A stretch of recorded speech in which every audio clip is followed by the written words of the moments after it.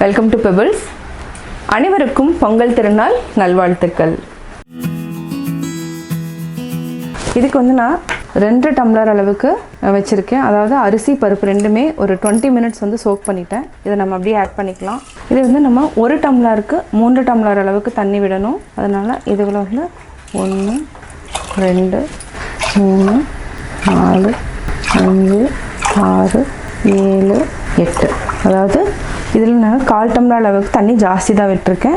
நம்ம பொங்கல் கொஞ்சம் கொலகொலன்னு வேணுங்கிறதுனால இன்னொரு 1/4 டம்ளர் விட்டுக்கலாம். தேவையான அளவு நம்ம உப்பு ஆட் பண்ணிக்கலாம். இதை 3 விசில் விட்டு எடுத்துக்கலாம்.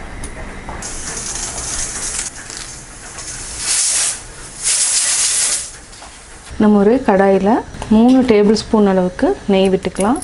இது கூட கொஞ்சமாக ரீஃபைண்ட் ஆயிலும் ஆட் பண்ணிக்கலாம். எண்ணெய் நல்லா உருகட்டும்.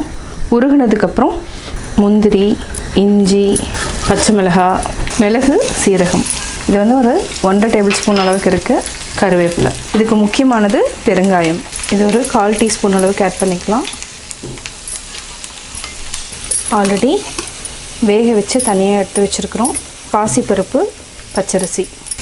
இப்போ நம்ம தாளிச்சதை கொட்டிக்கலாம். நல்லா மிக்ஸ் பண்ணிக்கலாம்.